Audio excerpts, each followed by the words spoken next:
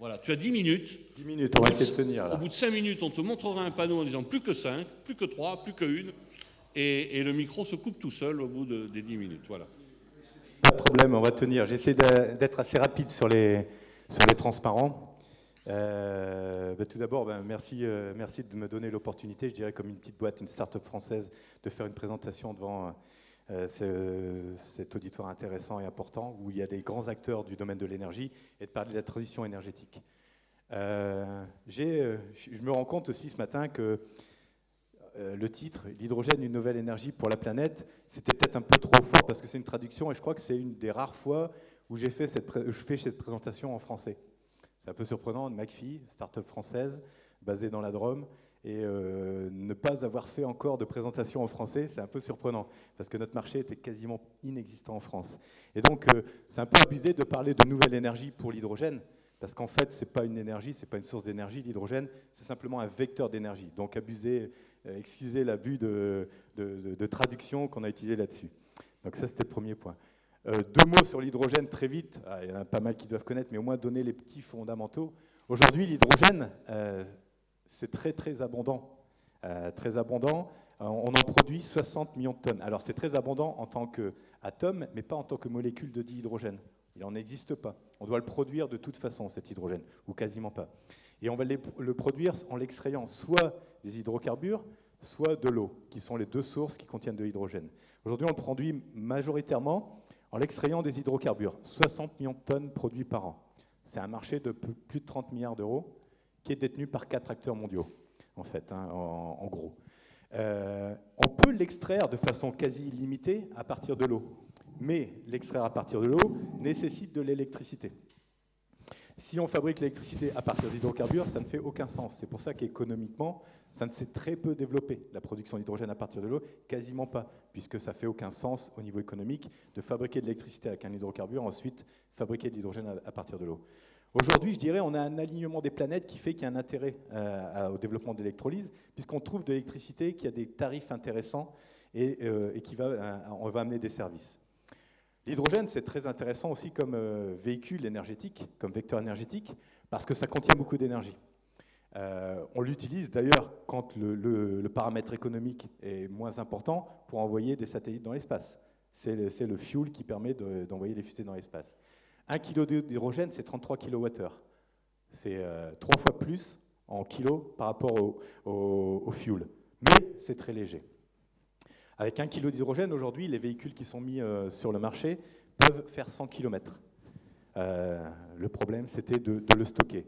Et je dirais, à la naissance de McPhy, en 2009, enfin moi j'ai rejoint très vite les fondateurs en 2010 pour trouver des financements, on a constaté quelque chose, qu'il y a de plus en plus de production d'électricité qui n'est pas valorisée.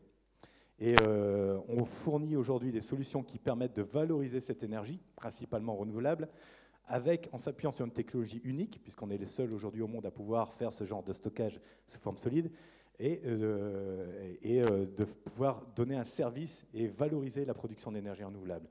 Alors ça, on le pensait en 2010. On était un peu tout seul à se dire, tiens, l'hydrogène peut jouer un rôle dans le mix énergétique et dans la transition énergétique. Donc, on s'est attelé à faire ça, et on a développé des projets dans ce domaine. Ce petit slide aussi, de dire il faut valoriser ces énergies renouvelables. Là-dessus, vous voyez un petit schéma de tout ce que peut faire l'électricité. Alors, j'aime bien parce qu'on parlait d'électricité, et toujours pendant les dernières années, on se disait oui, il faut stocker de l'électricité et le rendre en électricité. Aujourd'hui, je vois qu'avec EDF, avec GDF, on ouvre le débat, on se dit tiens, il y a peut-être d'autres réseaux électriques qui sont aussi énergétiques qui sont importants, c'est le gaz. Et donc l'hydrogène permet de faire le pont entre ces réseaux énergétiques. Et il y en a encore un troisième qui est le fuel pour la mobilité. Et l'hydrogène se trouve un peu à l'interface de ces 3 réseaux énergétiques, et on permet de faire des passages. Alors je ne dis pas là que l'hydrogène, c'est la solution, bien sûr, ce n'est pas la solution, c'est une des solutions. Je pense que quand on va avancer dans le développement des renouvelables, il faut absolument avoir différentes solutions. Et vous voyez exactement sur les marchés sur lesquels on veut se placer, ça c'était notre vision il y a 4 ans, et je vous montrerai tout à l'heure les réalisations. Production intermittente, Ou nucléaire, production fatale, on se retrouve avec des problèmes sur le réseau, enfin toute l'histoire vous la connaissez, de l'électricité qui n'est pas valorisée, ou des équipements qui ne sont pas valorisables. GDF ferme quelques centrales thermiques à gaz, parce qu'ils n'arrivent pas à fabriquer suffisamment d'électricité pour valoriser les assets. On récupère cette électricité intermittente. Alors on parlait tout à l'heure, j'ai entendu parler de PEM ou d'alcalin, etc. Ce n'est pas non plus le débat. Nous, aujourd'hui, on a des réalisations, on a des 6 MW qui marchent. On est, je dirais, un peu plus avancé, je dirais, par rapport à des technologies qui sont peut-être prometteuses dans le futur, mais qui aujourd'hui n'ont pas encore de réelle réalité économique. Donc on fournit les équipements, on va stocker, et ensuite, vous voyez l'accès aux différents marchés. Le marché industriel, c'est 60 milliards de tonnes, hein, c'est déjà quelque chose. Si on arrive à produire cet hydrogène avec de l'électricité verte ou fatale économiquement, et aujourd'hui on a prouvé qu'on peut le faire économiquement, c'est-à-dire que c'est compétitif par rapport à cet hydrogène, ben on a déjà résolu quelque chose. On a résolu un peu de CO2, et ça c'est la cerise sur le gâteau. On a aussi un peu plus d'indépendance parce qu'on a moins de gaz à acheter, donc c'est un petit plus. Et là on commence à livrer ce genre d'installation. Ensuite on peut même récupérer le CO2 et faire de la méthanation. On peut faire le lien, comme je disais, entre des réseaux énergétiques, électriques et gaz. C'est facile, hein. On prend de l'électricité, on transforme en gaz et on l'injecte. Aujourd'hui, jusqu'à 6% dans le gaz nat, ça ne pose aucun problème. Ça fait 40 TWh qu'on peut injecter dans le réseau français. C'est déjà pas mal, si on arrive à faire ça. Et ensuite, la mobilité, qui est une autre source de pollution et de dépendance énergétique où on peut faire de l'économie, faire une station hydrogène. Et là-dessus, je suis content d'annoncer qu'on a une station en Californie sur laquelle on va signer le contrat dans 15 jours. Faire de la mobilité. Et là aussi, ça apporte de l'indépendance énergétique et faire de la mobilité hydrogène. Alors bien sûr, tout ça, c'est très peu développé en France. Je vais vous montrer quelques exemples. Il y en a quand même un qui a été finalisé pour un projet français dans un territoire qui t'est cher, c'est Dunkerque. Et moi aussi, ça me plaît d'aller dans le nord, de retourner là-dedans. Alors un monde d'opportunités, comme je disais, le monde d'opportunités, la première opportunité, c'est ce marché-là qu'il faut attaquer. 95% de l'hydrogène aujourd'hui est fabriqué à partir de vaporéformage, donc du méthane. On produit 10 kg de CO2 par kilo d'hydrogène produit. Ça fait à peu près 800 millions de tonnes de CO2 émises. Ce n'est pas négligeable. Si on arrive à le réduire, c'est déjà bien. Et là, on a déjà des succès. Parce qu'on va transformer, on est capable aujourd'hui de transformer toute la chaîne de logistique et de produire localement, au point d'utilisation, à un coût compétitif, de l'hydrogène chez le client. Et faire abstraction de toute la logistique qui est de compression, liquéfaction. J'ai entendu plein de fois, on était tous dans un schéma centralisé et après on distribue. L'électricité, c'est centralisé, on distribue. Les gros SMR dans les ports, dans les sites pétrochimiques et après on distribue.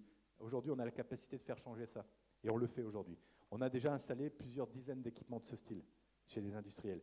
Et ça se développe principalement dans les pays où il y a du développement, c'est-à-dire la Russie, c'est-à-dire la Chine, c'est-à-dire l'Asie, le Brésil et le Canada. Donc là, on développe cette technologie. Et je ne vous raconte pas tout ce qu'on apporte en plus, la flexibilité, pas de contraintes logistiques, moins de risques, moins de transport, etc. Mais je vais aller vite. Deuxième point, c'était valoriser cette énergie qui est gaspillée. Aujourd'hui, il y a des térawattheures gaspillés. Alors en France, je n'ai pas les chiffres parce que c'est un peu difficile, mais en Italie, on a eu énormément de chiffres et en Allemagne, il y a des térawattheures gaspillés. Qu'est-ce qui se passe? Bien sûr, il y a la bourse de l'énergie qui marche. S'il y a trop d'électricité sur le réseau, le prix baisse et jusqu'à devenir zéro et même négatif. Et aujourd'hui, chaque semaine en Allemagne, il y a des prix négatifs. Il y a 4 ans, c'était une fois par mois, on disait ouais, c'est pas important. En Allemagne, maintenant, c'est chaque semaine. Ou négatif ou très haut, parce qu'il y a un manque, il y a des gros décalages entre la production et la nécessité. Là, vous voyez comment perdre, c'est un exemple qui était le 12 octobre 2013, il y a à peu près un peu moins d'un an, à 2 h du matin, grosse rafale de vent, toutes les éoliennes se mettent en route, surcapacité, l'électricité baisse, moins 100 € pendant plusieurs heures. 50 gigawatts à 100 € le mégawattheure, faites le calcul, ça fait combien de centaines de millions qui sont perdus et non valorisés. Et on a la même chose en Angleterre, on a la même chose en Écosse et en Italie également. Alors bien sûr, très peu en France, parce qu'il y a très peu de renouvelables en France. Là, l'idée, c'est quoi? C'est pas de dire on se contente de prendre de l'électricité pas chère à un moment donné, ou fatale, ou perdue, et la remettre en électricité, parce que là, il faut un rendement, il faut des temps, etc. C'est de valoriser cette électricité dans quelque chose qui a un sens économique. Et l'hydrogène en tant que molécule a un sens économique. Deuxième point, cette électricité, c'est de la mettre dans la mobilité. On émet quand même pas mal de CO2 au niveau de la mobilité. Aujourd'hui, les véhicules hydrogène, ça existe. C'est plus un souci. J'en ai conduit des dizaines. On en a un en Allemagne. On l'utilise régulièrement en Allemagne. On va faire le plein Berlin. Carte bleue, 50 € le plein, 600 km d'autonomie. Ça marche comme une voiture. 3 minutes pour faire le plein. Il n'y a aucun souci. Sécurité, il n'y a aucun souci. On fait le plein, n'importe qui peut faire le plein. Donc ça marche. Et on voit les annonces qui sont faites de Hyundai, qui a été le premier, le leader à se lancer là-dedans. Et maintenant Toyota qui lance ses véhicules. En Californie, vous pouvez acheter un F-35, bien sûr, il y a un peu de subvention, avec 30 000 $. Ce qui manque, c'est les infrastructures, et on se bat pour les infrastructures. Je vais aller vite, alors il me reste 1 minute. Le power to gas, j'en ai parlé tout à l'heure, c'était vraiment de récupérer cette électricité, de l'injecter dans le réseau de gaz nat. Jusqu'à 6%, ça pose aucun souci. Je vous montre ce qu'on a réalisé, en fait, en 3 slides. On a un projet en France qui est de production d'hydrogène vert, ce que j'ai dit, c'est hydrogène industriel qui va être utilisé pour un industriel en tant que molécule. Et on a été financé, aidé par Oseo pour produire ce projet en partenariat avec une société gazière qui s'appelle Linde, qui récupère cet hydrogène. On a le projet en Italie, vous avez 1 tonne d'hydrogène, 33 MWh par jour stocké là-bas en Italie. C'est 25 millions d'euros ce projet pour nous, c'est déjà important. Et là-bas, dans les Pouilles, une région qui est la moitié de la Bretagne, produit autant de renouvelables que la France, dans cette région d'Italie. Donc vous imaginez le problème de réseau, d'autant plus que le réseau italien électrique est nettement moins performant que le réseau français. Donc ils ont investi dans ce projet. Je suis fier de présenter ce projet GRID. Finalement, on a quelque chose en France. Alors c'est un peu de taille réduite, mais c'est quand même déjà important avec GDF qui nous accompagne pour ce projet à Dunkerque. Et puis, on a démarré il y a quelques semaines à Berlin, la station de l'aéroport, du nouvel aéroport de Berlin, avec un générateur et un stockage. Et quand je parlais aussi, on a comme client Audi, qui a acheté un système de 6 MW. Donc, on est vraiment dans des systèmes qui commencent à être de taille industrielle, c'est plus du laboratoire, pour faire du gaz vert. Voilà, très vite. Donc, aujourd'hui, je dirais McPhy, en 2 mots aussi, on est 90 personnes, on était 4 il y a 4 ans, une filiale en Allemagne, une filiale en Italie. Je suis en train d'ouvrir 5 filiales, une en Russie, une à Singapour, une aux États-Unis, une au Canada et une aux Émirats. Et ce qui est intéressant, c'est ce qui nous manque, je dirais, aujourd'hui, c'est l'accompagnement par des gros industriels, puisqu'on voit qu'on atteint notre limite de taille. Aujourd'hui, quand on veut aller faire des bids sur des grosses affaires, déjà 24 millions en Italie, ça a été un peu culotté, quoi, de la part de la région, de mettre un projet de cette taille sur une start-up comme McPhy. Qui était un peu de taille réduite. Donc maintenant, c'est important de faire changer les mentalités et de faire connecter ces différents réseaux. Voilà.